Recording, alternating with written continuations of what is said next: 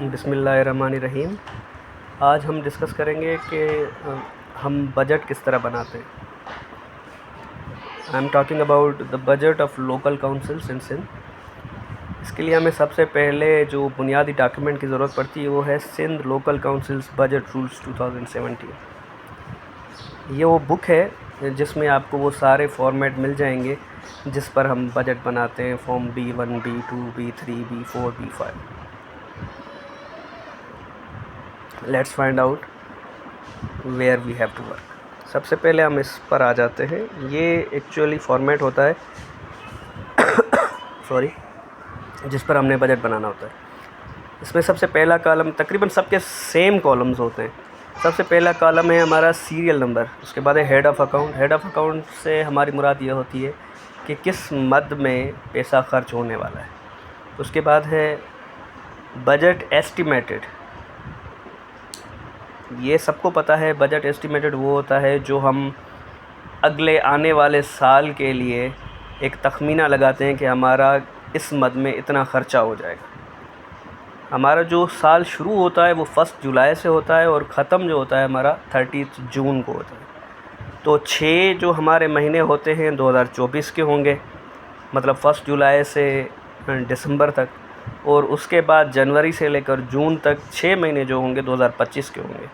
तो इस वजह से हम इसको साल 2024-2025 कहेंगे, ठीक है।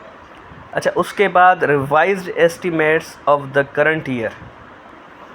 ये थोड़ा डिस्कस तलब कॉलम है, इस पर हम बात करते हैं।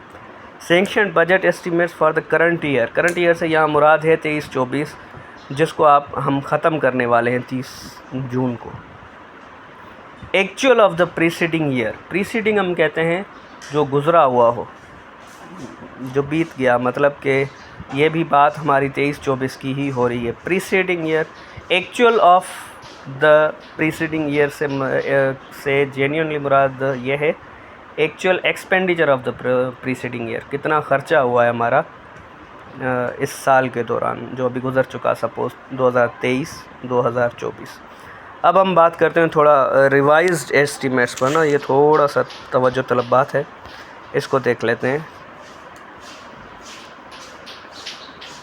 चैट जीपीटी की मदद से हम थोड़ा इसको एक्सप्लेन करने की कोशिश करते हैं।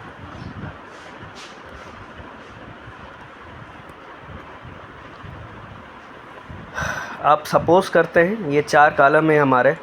तो जो मैंने बजट अपना प्रपोज़ किया था 2023-24 में, उसको जब अब मैं वो 2023-24 का बजट बना रहा था तो वो उस वक्त प्रपोज्ड बजट था उस बुक में, ठीक है। और जब बुक अप्रूव हो गई तो हम उसको सैंक्शन बजट कहते हैं। तो उस वक्त मैंने एक अमाउंट प्रपोज़ किया था किसी भी हेड के लिए। आप सपोज़ कर लें कि 1 लाख रुपए, कि इस काम के लिए मेरा 1 लाख रुपया खर्च होगा। मैंने 1 लाख रुपया प्रपोज़ कर दिया।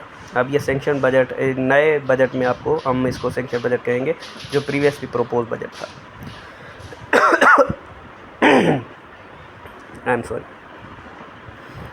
अब साल चलते चलते हमने महसूस किया कि भाई ये 1 लाख रुपया तो कम पड़ रहा है। अब हम इस 1 लाख रुपए को पूरा करने के लिए क्या करते हैं कि एक्सेस एंड सरेंडर करते हैं। एक्सेस एंड सरेंडर से मुराद ये है कि अगर जहाँ किसी हेड में हमने पैसे रखे हुए हैं मगर वहाँ पर ख़र्चा नहीं हुआ, पैसे ज़्यादा हैं हमारे पास, तो हम वहाँ से निकाल कर जहाँ पर ज़रूरत है वहाँ पर डाल देते हैं, ठीक है। तो अब जब हमने वहाँ से, अब मेरा बजट कम हो रहा था तो मेरा अब तक जो ख़र्चा हुआ 6 महीने तक, उसको मद्देनज़र रखते हुए मैंने हिसाब लगाया कि भाई मज़ीद 6 महीनों में मेरे 25,000 कम होंगे। तो फिर मैंने उसमें मज़ीद एक्सेस सरेंडर के प्रोसेस से गुज़र कर 25,000 अपने हेड में मज़ीद बढ़ा दी। अब जो हमारा रिवाइज्ड एस्टीमेट होगा उसमें हम सिर्फ 25,000 नहीं लिखेंगे बल्कि 1,25,000 लिखेंगे। ये वो बजट है जो हम प्रपोज़ कर चुके थे, मगर अब क्योंकि हमारा शॉर्ट पड़ गया तो हमने 25,000 और डाल के इसको 1,25,000 कर दिया। तो रिवाइज में अक्सर गलतियां होती हैं, बाकी प्रपोज़ हमेशा सही रखा जाता है और सैंक्शन बजट एस्टीमेट 23-24 ये भी सही रखा जाता है। और एक्चुअल ऑफ प्रीसीडिंग ईयर ये ख़र्चा जो हो जाता है वो भी तकरीबन चेक बुक से निकाल कर सही रखा जाता है। तो I hope this little video will help some of my colleagues, some of my friends.